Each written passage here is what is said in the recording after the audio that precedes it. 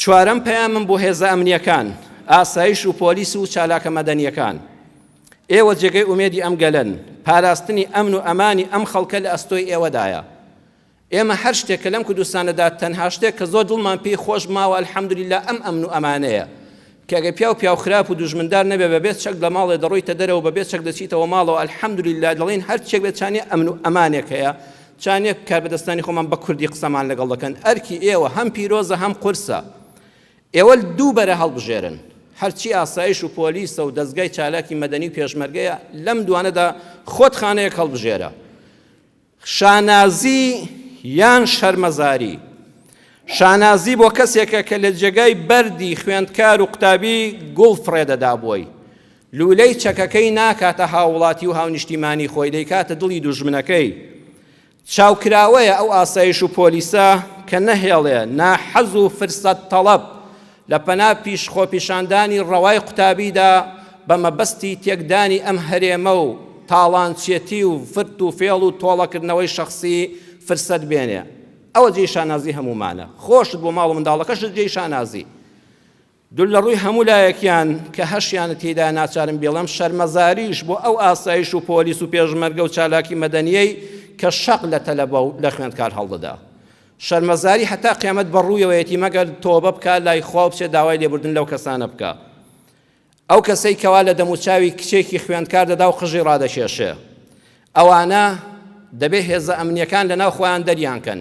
ئەوە نیشانەی ئینسانێکی ماستاوچی دەروون نەخۆشی کۆیلەی دەسەڵاتە. هەموو ئاسایشێک، هەموو پۆلیسێک لە بازگەیەک و سەیتەرەیەکە، لەناو بازاڕێکە، لەناو خۆپیشاندانێکە تەمسیلی ماڵی خۆی دەکا. ئەوە تەمسیلی بنەماڵەکەی خۆی دەکا.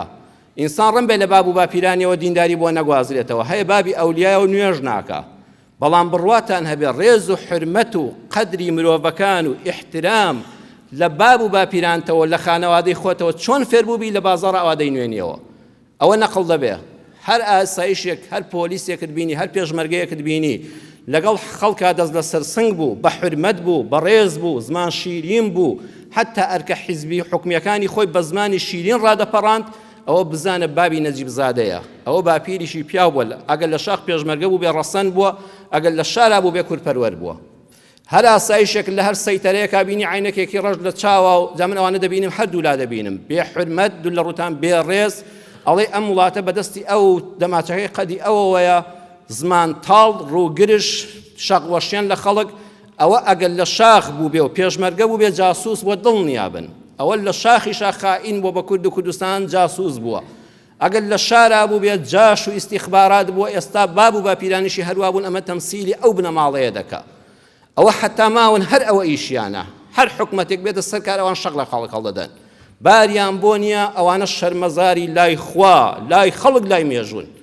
جا دەستگا ئەمنیەکان خۆت هەڵی بژێرە لە بەرەی سەرفرازاندای شانازیت پێوە بکرێ یان لە بەرەی شەرمەزاراندای بەدەستی خۆتە.